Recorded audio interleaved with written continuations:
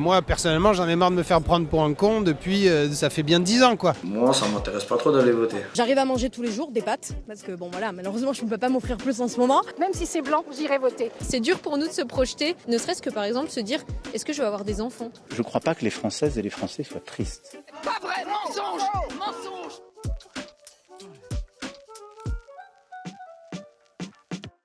Je peux parler en tant qu'Allemande. Nous, on admire beaucoup les Français, on les adore. Et les Français s'adorent pas trop.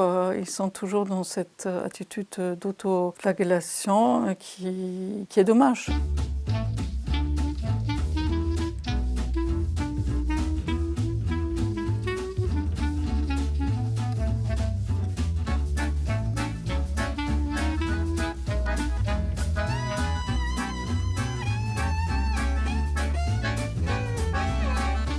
Inexistant, étonnant et décevant. On n'a pas l'impression qu'il y a une campagne.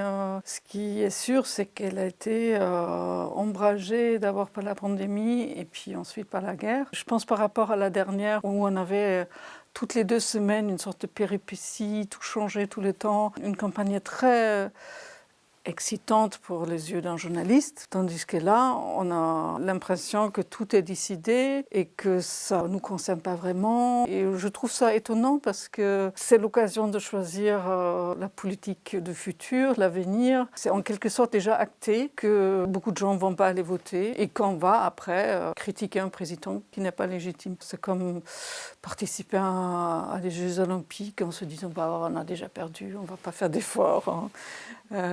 Oui, c'est étonnamment pessimiste.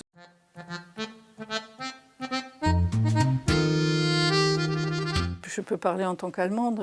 Il y a un amour pour la France qui est énorme. Ça représente toujours un certain art de vivre, une culture, une gastronomie.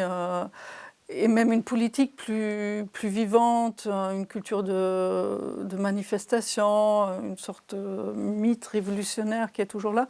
Donc nous, on admire beaucoup les Français, on les adore. Et les Français s'adorent pas trop. Ils sont toujours dans cette attitude d'autoflagellation qui est dommage, je trouve, parce que en fin de compte, quand on perce un peu, ils sont plutôt contents d'être français ou de vivre ici, mais ils ont toujours cette attitude un peu négative que tout va mal, qu'il faut râler pour arriver à quelque chose. Il y a un grand décalage entre comment on perçoit les Français de l'extérieur et comment ils se voient eux-mêmes malheureux et maltraités.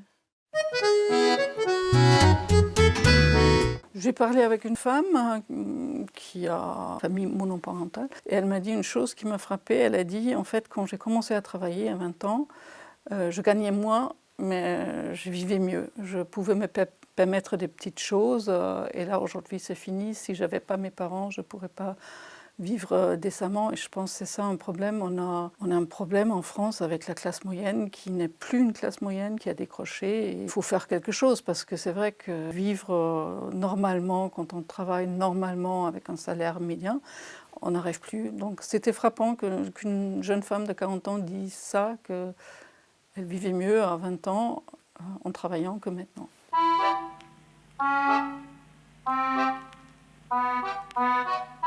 Je pense qu'ils sont pour l'instant encore protégés parce que le gouvernement a décidé de plafonner le prix de l'énergie.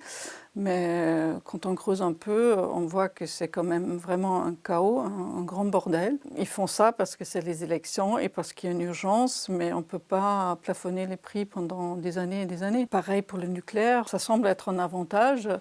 Mais pour l'instant, le nucléaire est tellement subventionné que ça ne semble pas être une solution. Donc on a négligé les énergies renouvelables en se reposant beaucoup sur le nucléaire. Et on a vu en fait qu'avec Flamanville, soit qu'on était plus capable, ou que les Français étaient plus capables de construire des centrales, ou soit que ça coûte beaucoup plus cher que prévu et ça dure beaucoup plus longtemps. Donc la promesse maintenant de construire des nouveaux centrales nucléaires, moi j'y crois pas trop et je ne comprends pas comment les Françaises peuvent y croire. Et là, en ce moment, la France a racheté de l'énergie de ses voisins, ce qui est inhabituel.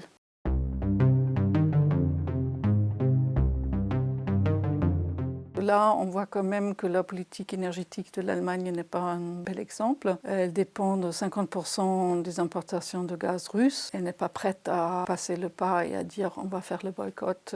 Ça serait important, je crois, pour ce conflit, de stopper la Russie, de faire encore plus de pression. Donc oui, en ce moment, je pense que personne est vraiment le ou la bonne élève.